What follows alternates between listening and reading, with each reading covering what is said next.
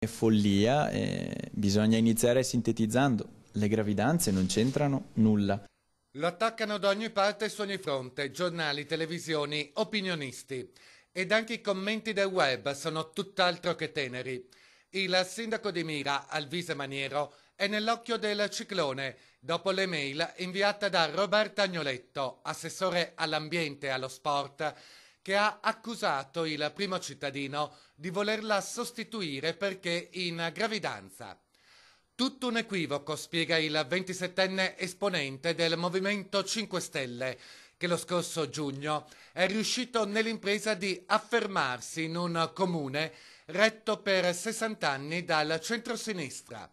Noi qui stiamo facendo un ragionamento sulla giunta che è molto semplice. Ci sono degli assessori che hanno un secondo lavoro, che hanno loro attività fuori da qui e che non possono o non vogliono essere presenti più di 2 giorni, 2 giorni e mezzo a settimana.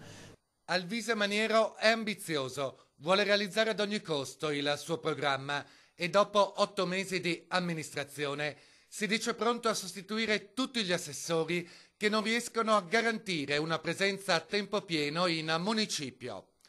Tra questi il responsabile alla sicurezza Michele Gatti e la responsabile del settore scuola Orietta Vanin, ai quali verranno ritirate le deleghe.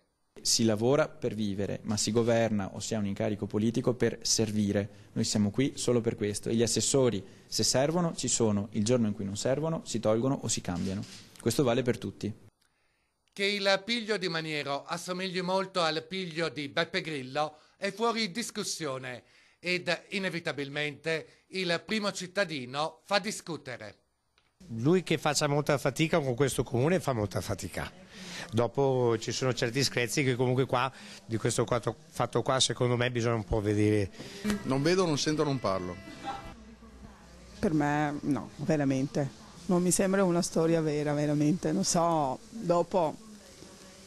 Mi pare un'offesa alla città oltre che all'assessore, insomma, non si discute.